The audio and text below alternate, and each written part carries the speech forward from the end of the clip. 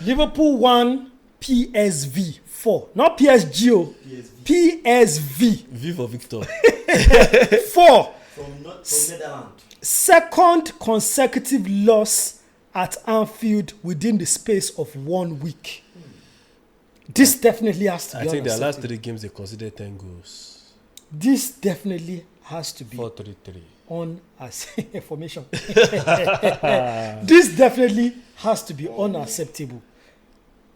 I mean, even the betting odd for Liverpool to win last night was 1.29 because it was expected to be. In fact, the odd for Liverpool to win yesterday was higher than Real Madrid to win. Of course, definitely was higher than Arsenal to win. It was one of the smallest odds to win yesterday, and they were the ones different to give. But leaving odds alone, let's talk about Liverpool. I mean, it's just feeling like they continue to dig. These people will soon find oil. They will soon find oil for Anfield. Though. You see? Good thing for England. I remembered there was an episode we had analyzing this Liverpool team, and I said then is one of the major problems Liverpool is having is Ibrahim Konate.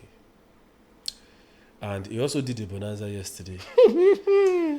You know, Konate has, since the starting of this season, Konate has been deteriorating every match day. You know, it became so evident to me during Liverpool Galatasaray, and I noticed that after then, team has been deploying their attacks when pressing Liverpool that way. But during the week, we heard that in training, they were trying Gomez, Van Dijk.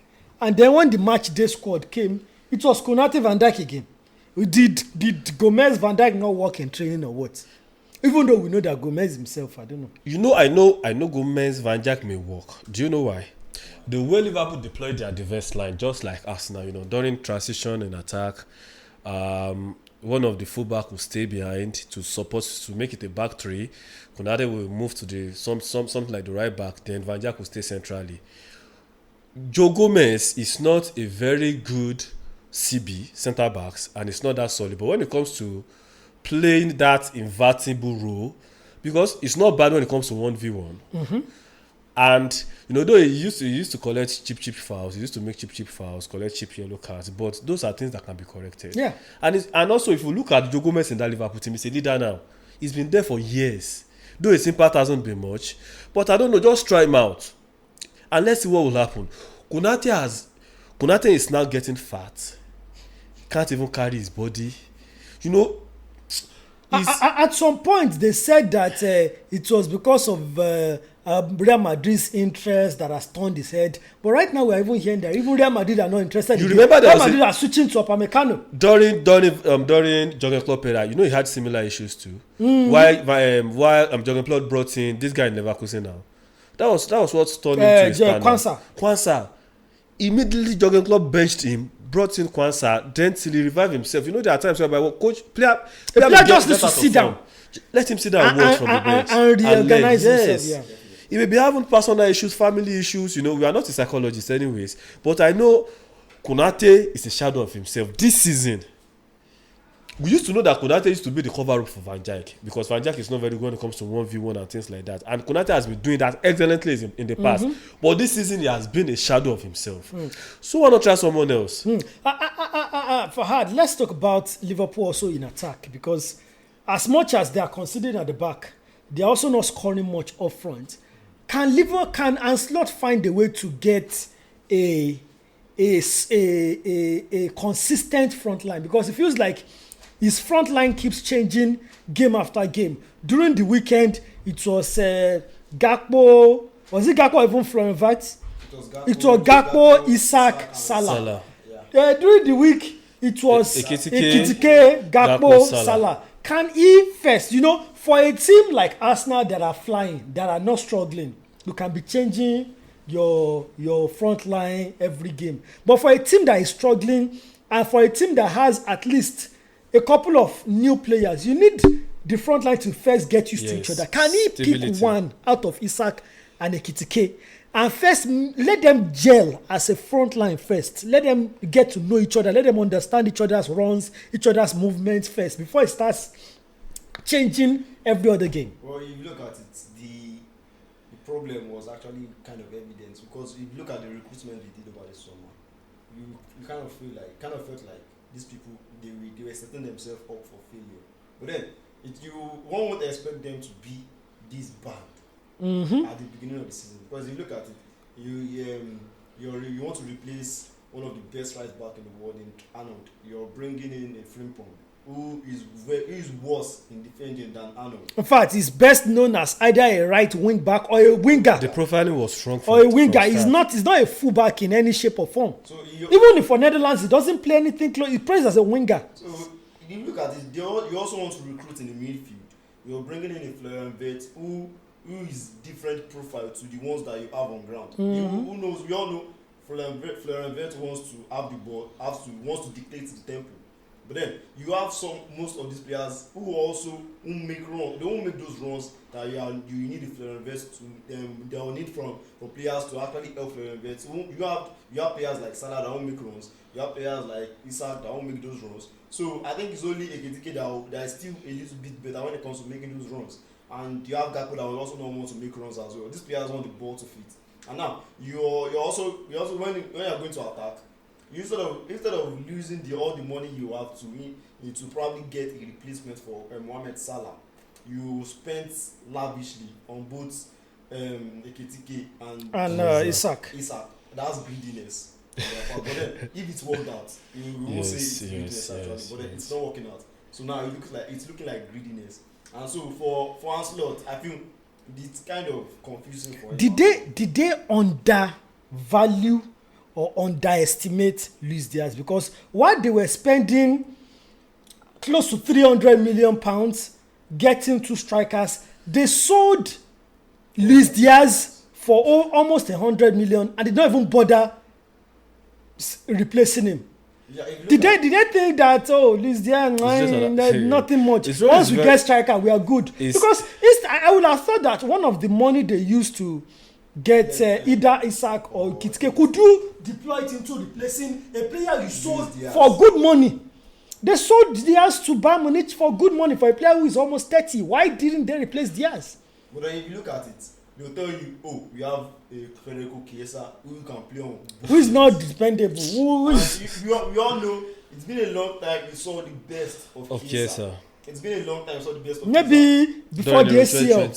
So if you look at it, you are sending one of your best players. Yeah, they'll tell you he's close to his right Luis Diaz was solid on the left, was solid as first 9. Yes. So they're selling one of their best. And the way he press. And now you are bringing it off the ball. Pressing machine. Yourself with Gakpo. Gakpo is not only Gakpo on his day can score goals and create chances, but then he's not reliable. You can't rely on Gakpo. Gakpo is a normal winger. He's not extraordinary. He's not the guy to carry the team on his back and push them. He's just the guy. He's a normal winger that will give you a 6.5 performance game in game out. Look at it. They messed a lot of things up actually over the summer, and now the reward right now is what they are reaping. Can Slot fix this, or would they have to let him go? Because on social media right now, Slot out is it's either it becomes evidence to both Liverpool management and the fan that they are now like Manchester United trying to build something and give Slot the time, or they let him go. But because something has changed about Liverpool that it's now evident. What was Liverpool's strength in the last 3, 4, 5, 6, 7 years? It is quick transition from defense to attack. Yeah. With players with the like of Arne, giving them diagonal pam yes. to either Diaz or to Salah. So before the opponents can say they want to organize their defense, Liverpool have scored.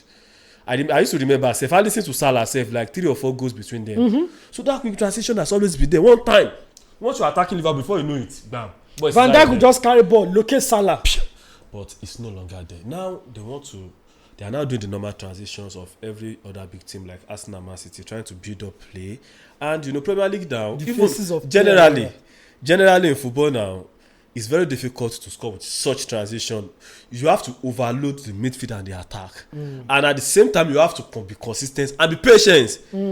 Which is why does it look like Arsenal is now the better side, amongst all the teams playing this type of style? Let me tell you something. That corner kick, that set piece is one of Arsenal's strengths, because if you are playing low block against Arsenal, very low block, and they couldn't score an open play goal, once they have that corner, they scored. One way or the other, you want to attack too, and it will leave you porous. So, but if Liverpool is not scoring, and if they are playing against a low block or mid block opposition and they are not scoring, those teams are playing to their own strength already. So they will maintain that posture, and once they see the opportunity, they utilize it with that porous defense. So for now, still allow slot, maybe at least January transfer window. Let's see who they can bring in. We already heard that they have put in a bid for Maguire. We also heard that negotiations are going on for Antoine Semenyo. Yeah. Maybe if they bring those two in, I mean, definitely those two will be some sort of solution. At least Maguire for Ibrahima Konate, Semenyo for the Luis Diaz position. Maybe if they bring those two in, see how it works, we'll now know if slot is the man or not. Because this is also what exposed Mohamed Salah. It's been a while since you can see Mohamed Salah dribbles 4, 5, 6 complete dribbles in a match and things like that. It has been that quick transition on the run. Attack, on the run. Just go meet the keeper, score. One time, all those one time finishing, one time pass, even with the likes of then during the Saint-Domingue days, even during Jogger Club days, Jogger Club play with 3 CMs. No attacking midfielders. Wijnaldum, Henderson, and sometimes Thiago Alcantara. Yeah. Or this black guy. It was mostly, what's his name? I think Chamberlain. No. Wijnaldum. They were 3, and all of them were practically boys. Henderson, Wijnaldum, and who else? You know, at times he played with Thiago, at times. No. But there was another blocker that he used. Fabio. Yeah, thank so you. they are all 3, 1 DM, 2 CMs. No AMF. But then what are they building on? Quick transitions. They will allow you to attack them. You attack, come and attack. But once Arnold has the ball, one time. And before you know it, you have 3 against 2, 3 against 3, and they are deadly. The 3 of them are very deadly. Now they have the deadly players up front too. But the transition is not there. Yeah. We just have to wait and see. Well, this weekend it will be Liverpool against West Ham. And since Nuno Espirito Santo got to West Ham, he has been doing really well. Yes. And I'm sure with what has been going on with Liverpool right now, I'm sure Nuno will feel like, hope the bonanza is still on. Let me also get my own 3-point bonanza. But then, I think for Liverpool it's going to be like this until January transfer window. Let's see where the January transfer window gets them, and let's see if there is a change. But then for Liverpool, Ekurojo and Irem.